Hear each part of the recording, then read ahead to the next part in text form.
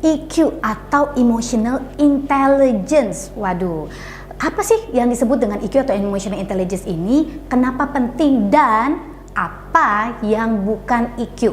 Nah teman-teman, hari ini kita mau ngebahas nih tentang Emotional Intelligence. Dan kenapa ini penting untuk dibahas teman-teman? Karena ternyata kemampuan kita dan EQ yang tinggi itu menentukan attraction kita loh teman-teman. Seperti apa? Yuk kita dengar dalam pembahasan hari ini.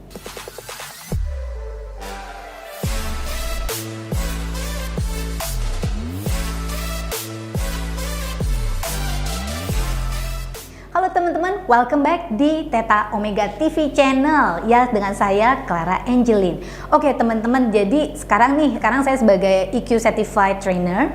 Nah saya kepingin ngomongin sih apa sih impactnya EQ dan apa yang bukan EQ. Nah teman-teman, sekarang kita bahas dulu dari yang namanya definisi EQ atau Emotional Intelligence ya. Emotional Intelligence itu atau EQ itu adalah kemampuan untuk memadukan kombinasi untuk memadukan antara thinking atau berpikir kita dengan feeling kita untuk membuat keputusan yang appropriate atau keputusan yang tepat di saat yang tepat, on the right time, di waktu yang tepat, on the right place, dan dengan orang yang tepat ya teman-teman.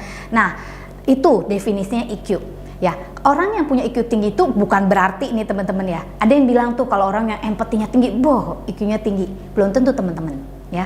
Ternyata nih setelah saya belajar gitu ya, setelah kita mendalami lebih lanjut, EQ itu bukan artinya tuh kita itu yang selalu lembek, selalu soft dan selalu ngalah ya.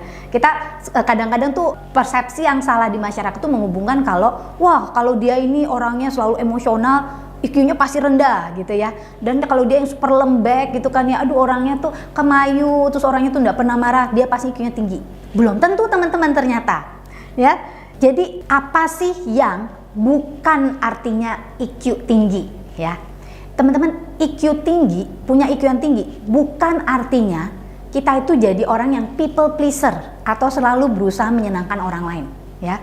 Sebenarnya kalau kita people pleaser, di luar ngomongin EQ ya teman-teman, tapi kalau dalam konsep terapi saya itu sebenarnya dia punya trauma sebenarnya ya.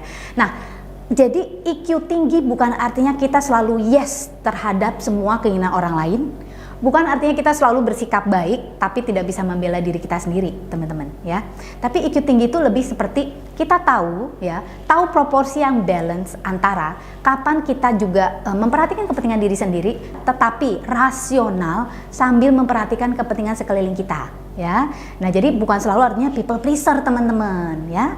Nah yang kedua teman-teman, ini persepsi yang salah. EQ itu ya, orang yang punya EQ tinggi ya, bukan artinya dia tuh orang yang emosional. Nah, bukan artinya dia selalu emosional maksudnya ya teman-teman ya.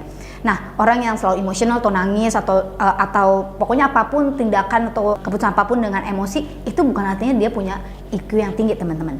Nah, sebenarnya orang yang punya EQ yang tinggi artinya nih teman-teman, dia bisa memadukan kombinasi yang tepat antara ya empati ya, punya empati atau secara emosional berempati kepada situasi ya, dan juga dengan rasional, dengan thinking yang tepat ya teman-teman ya. Jadi nggak selalu tuh bukan artinya emosi terus yang kita kedepankan, yang kita sebut orang yang punya EQ tinggi ya teman-teman ya. Nah yang ketiga teman-teman, ini yang juga persepsi salah di masyarakat.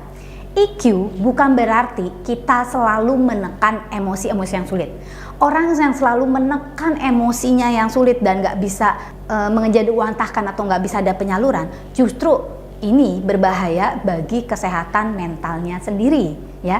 Jadi orang yang punya EQ yang tinggi itu ya, bukan artinya kita selalu menekan emosi, tetapi kita mengerti bagaimana caranya mengakui emosi itu ya.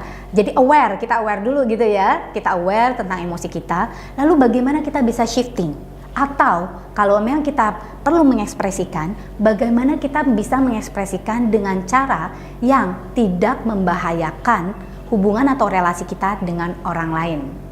Nah teman-teman, ngerti dulu nih soal EQ ya teman-teman. Jadi kalau dari definisi ini menurut teman-teman, nah tulis di komen di bawah ini ya menurut teman-teman, apakah teman-teman bisa menilai diri sendiri, oh ya gue punya EQ-nya seperti apa ya. Dan benar nggak sih persepsi-persepsi yang salah di masyarakat tentang EQ ini dengan hubungan dengan pembahasan hari ini. So teman-teman, tulis beberapa komennya teman-teman di bawah ini. Stay tune di channel kita teman-teman, karena nextnya kita akan membahas tentang apa sih pentingnya EQ ya bagi bisnis, bagi relasi kita ya, bagi relasi ya, pentingnya memiliki IQ yang tinggi dalam bisnis, di dalam relasi, dan juga teman-teman tentang di dalam kehidupan kita secara keseluruhan. Makanya buat teman-teman yang belum subscribe ya teman-teman di channel kita ini di Theta Omega, di mana teman-teman bisa belajar banyak nih teman-teman. Satu, tentang EQ, karena saya akan mulai sekarang akan banyak membahas tentang ini, EQ dan emotional part ya, dan of course about healing karena itu bidang saya ya, bidang saya yang terutama, dan juga tentang law of attraction and about money management karena semua berhubungan. So teman-teman, dengan saya Clara Angelin, don't forget juga dicek beberapa video-video kita yang lainnya seputar topik-topik yang baru saya sebutkan, and don't forget to live extraordinary and live your life to the fullest.